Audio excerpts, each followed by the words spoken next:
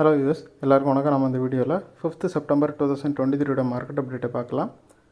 அப்புறம் stocks, Apollo hospital, Coal India இதெல்லாம் இதுக்காக ரேலி ஆச்சுது. SBI life insurance, UltraTech cement இதெல்லாம் இதுக்காக டிக்ளைன் ஆச்சுது.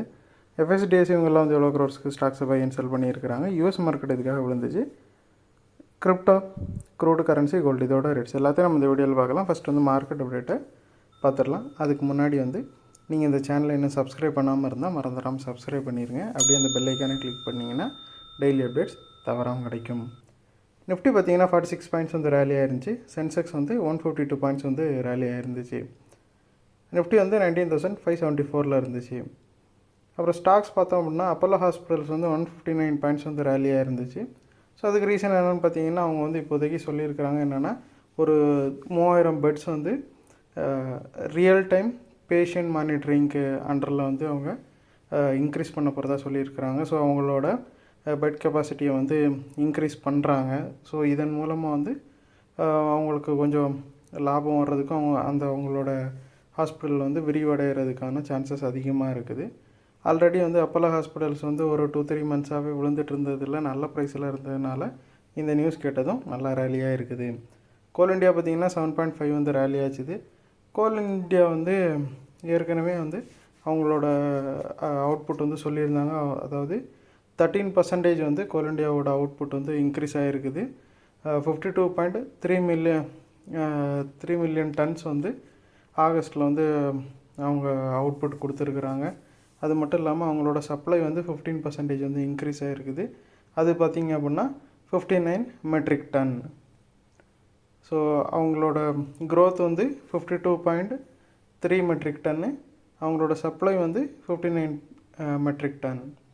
ஸோ ஐசிசி செக்யூரிட்டிஸ் என்ன சொல்லியிருக்காங்கன்னா கோல் இண்டியாவோட ப்ரொடக்ஷன், சேல்ஸ் வால்யூம் எல்லாமே வந்து ரொம்ப சஸ்டைனபுளாக தான் இருக்குது, அப்வர்டு மூவிங்கில் தான் இருக்குது. ஸோ அதனால் வந்து கோல் இண்டியாவை வாங்கலாம் அப்படின்னு சொல்லிட்டு ரெக்கமெண்ட் பண்ணியிருக்கிறாங்க. கோல் இண்டியாவும் பார்த்திங்கன்னா ஃபியூ டேஸாக விழுந்து வந்து ஒரு நல்ல குட் ப்ரைஸில் தான் இருந்துச்சு. அதனால் அது கொஞ்சமாக ரேலி ஆகிருக்குது. எஸ்பிஐ லைஃப் இன்சூரன்ஸை பார்த்தோம் அப்படின்னா 18 பாயிண்ட்ஸ் வந்து விழுந்துருக்குது. அது வந்து 52 வீக் ஹை கிட்ட இருந்துச்சு. ஸோ அதனால் ப்ராஃபிட் புக்கிங் போயிட்டுருக்குது. அல்ட்ராடெக் சிமெண்ட் பார்த்திங்கன்னா 127 பாயிண்ட்ஸ் வந்து விழுந்துருக்குது. ஸோ அதுக்கு ரீசன் வந்து அது வந்து 52 வீக் ஹையில் இருந்துச்சு. அதாவது மண்டே பார்க்குறப்போ அது பார்த்திங்கன்னா நல்லா ரேலி ஆகி 52 வீக் ஹை கிட்ட இருந்துச்சு. அதனால் ப்ராஃபிட் புக்கிங் நடந்துகிட்ருக்குது. எஃப்ஐஸை பார்த்தோம் அப்படின்னா 1725 crore வந்து செல் பண்ணியிருக்கிறாங்க. செகண்டு கன்சிக்யூட்டிவ் செல் இது. டிஎஸ்ஐ பார்த்தோம் அப்படின்னா 1077 crore வந்து பை பண்ணியிருக்காங்க. டிஎஸ்ஐ பார்த்தோம் அப்படின்னா 30th கண்டினியூஸ் டேவாக வந்து பை பண்ணுறாங்க. அப்புறம் யூஎஸ் மார்க்கெட்டை பார்த்தோம்னா டவ் வந்து 195 பாயிண்ட்ஸ் வந்து விழுந்துருந்துச்சு. S&P 500 வந்து 18 பாயிண்ட்ஸ் விழுந்துருந்துச்சு. நாஸ்டாக் வந்து 10 பாயிண்ட் வந்து விழுந்துருந்துச்சு. ஸோ யூஎஸ் மார்க்கெட் வந்து மெயினாக விழுந்தது காரணம் இந்த ஆயில் ப்ரைஸு ஏறினது தான். ஸோ ஆயில் ப்ரைஸஸ் வந்து மார்க்கெட்டை ஃபுல்லாகவே நல்லா ட்ராக் பண்ணி கீழே விட்டுருச்சு. அப்புறம் கிரிப்டோ பார்த்திங்கன்னா பிட்காயின் வந்து 75 பாயிண்ட்ஸ் வந்து விழுந்துருக்குது. எத்திரியம் 0.6 வந்து அப்பாக இருக்குது.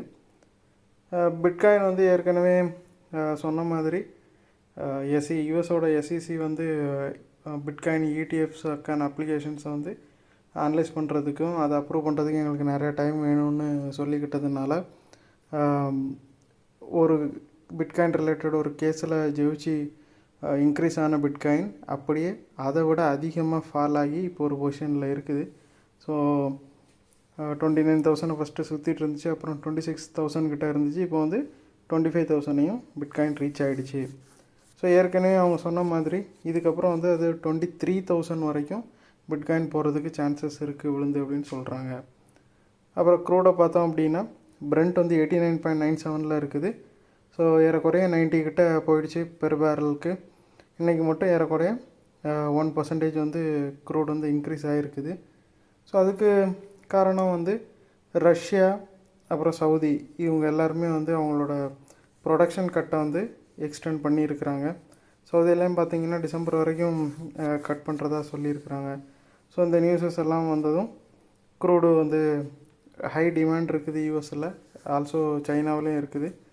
ஸோ அந்த டிமாண்ட் இருக்குது, பட் சப்ளை வந்து கம்மியாக இருக்கிறதுனால நல்லா ரேலியாக இருக்குது.